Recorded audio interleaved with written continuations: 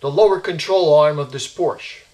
And we will also be removing the front stabilizer bar because we have to replace the bushings.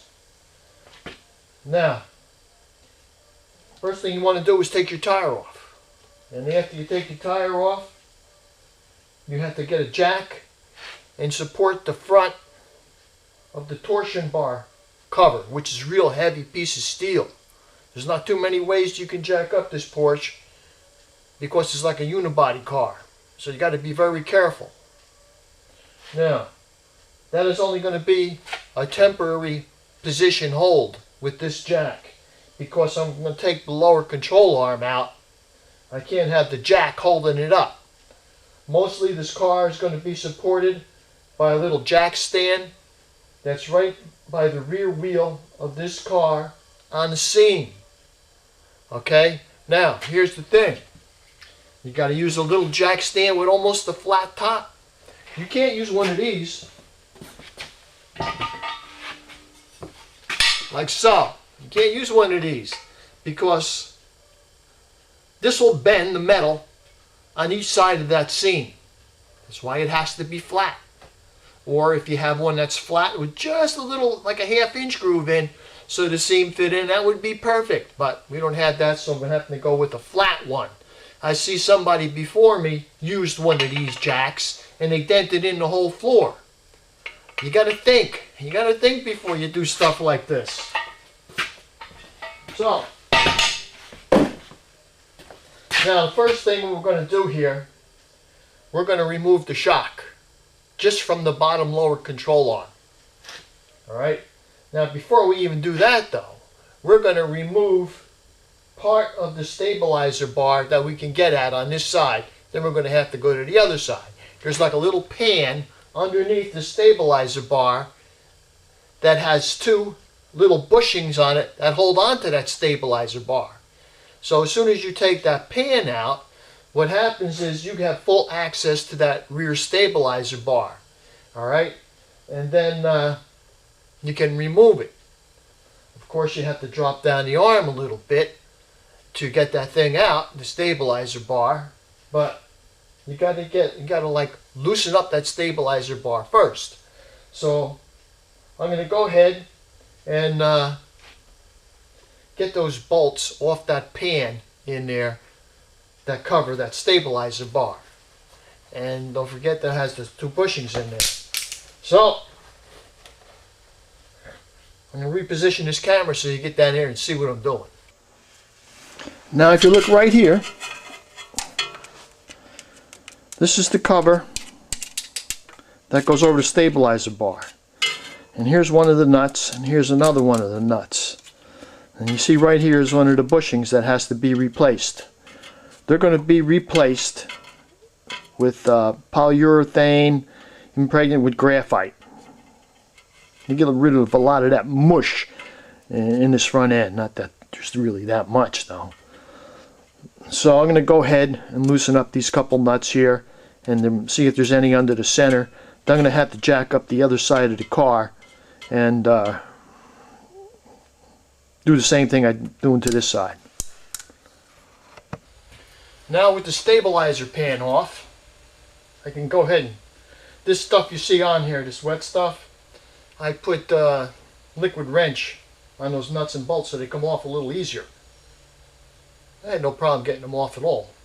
I'm going to clean this up a little bit, put some engine cleaner on here since I still have a little bit of temperature outside and the sun is out there. I might as well use it.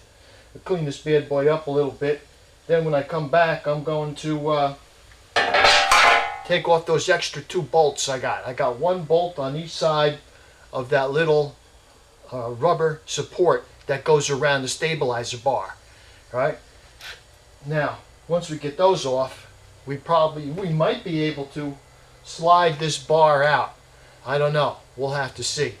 Sometimes they tell you got to lower the lower control arm, but that's for up to 1974. Since this is an 82, I might not have to do that. Keep my fingers crossed, but it really doesn't matter since we are taking off the lower control arm anyway. But let's try it the easy way and see what happens. Well, the word is official. You have to drop that lower control arm in order to get the stabilizer bar out. This is an 82. So the book was a little unclear about that, but I guess we cleared that up. No big deal, because we got to take out the lower control arm anyway to replace the bushings. The first thing we're going to have to do is to back off on the nut on the bottom of the torsion bar to relieve some of the pressure, to let our arms hang down a little lower. Alright?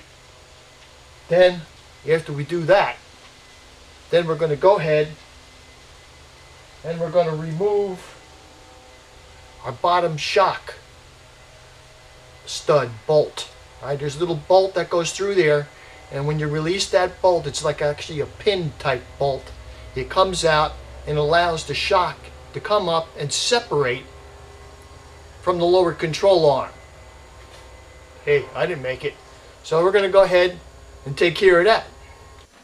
Well, here I am trying to get the shock off this 82 Porsche 911 SC, and it ran into some major problems here. I have the little coiled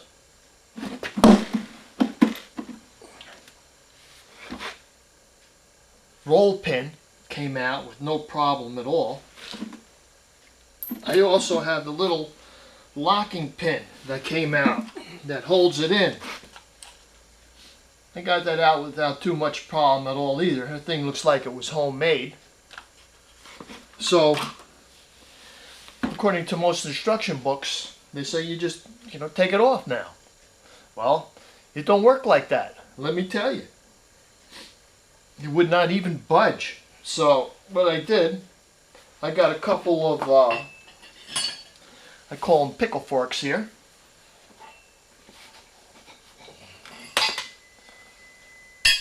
Alright, I got a couple pickle forks or ball joint separators, and I put these in like so on one side, and then I managed to get the shock up about maybe 1.5 inches, believe it or not, after about an hour of beating it with a big ball peen hammer.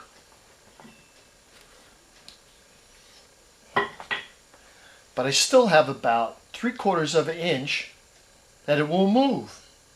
So, what I'm going to do now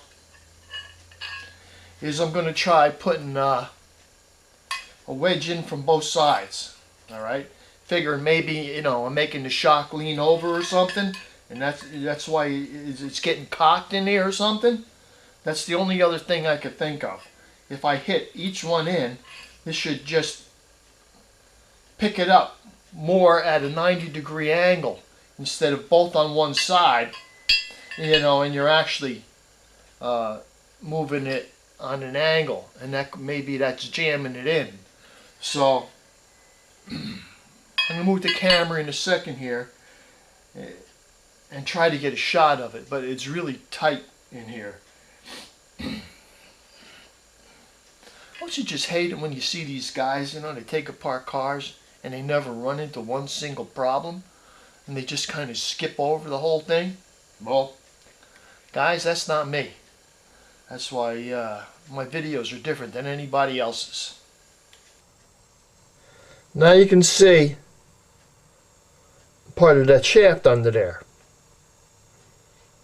Those 2 holes right there are what I just told you about. The cold rolled pin I got out, and the stud that went in that was kind of like, diamond shaped. So, according to everything I read, it should just come right off. Yeah, that's close. When pigs fly. So I'm going to go ahead and put a pickle fork in from each side, and we'll see what happens. Guess what? That's what it was. I just put my pickle fork in from the other side, and I gave it 1 or 2 little light taps, and the whole thing came loose. That's what it was.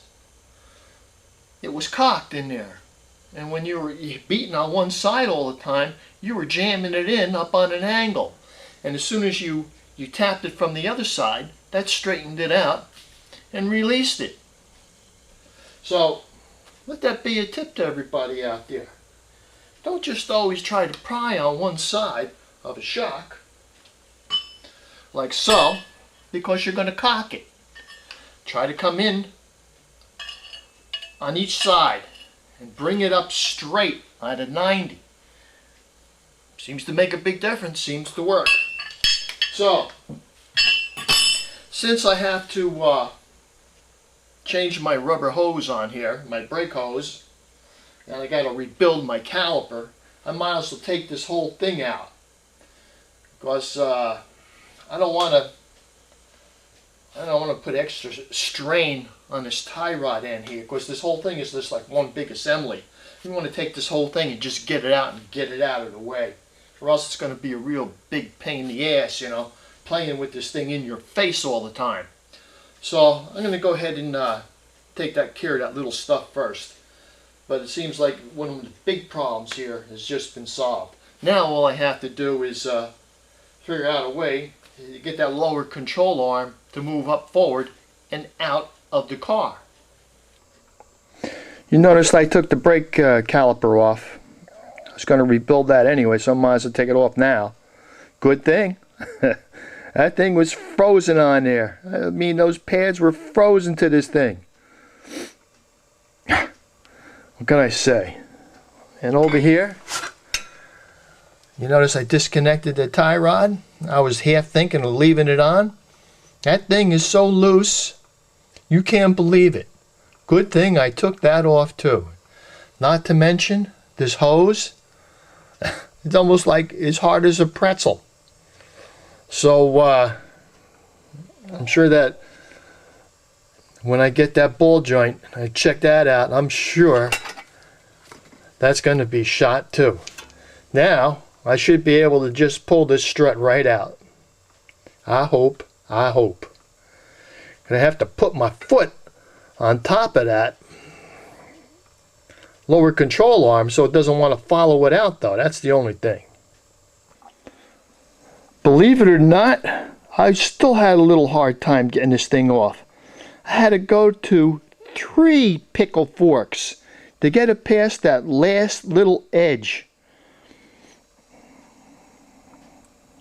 That's something, huh?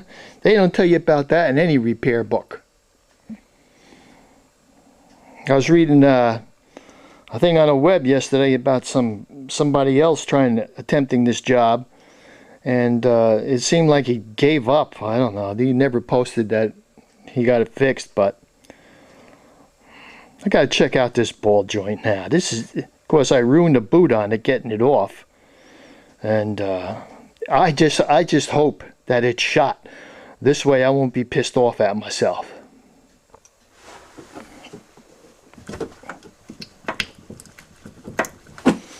Okay, I'm not that pissed off at myself. Seems like tie rod and ball joint, I both pretty much had it. I guess with 123,000 miles, you got to kind of expect that. Now, to get this control arm out. Now this is the good side, alright? This side wasn't that bad from when I checked it out. And you know, as far as these lower control arm bushings went, I hate to see what the other side's going to be like that I know is really shot.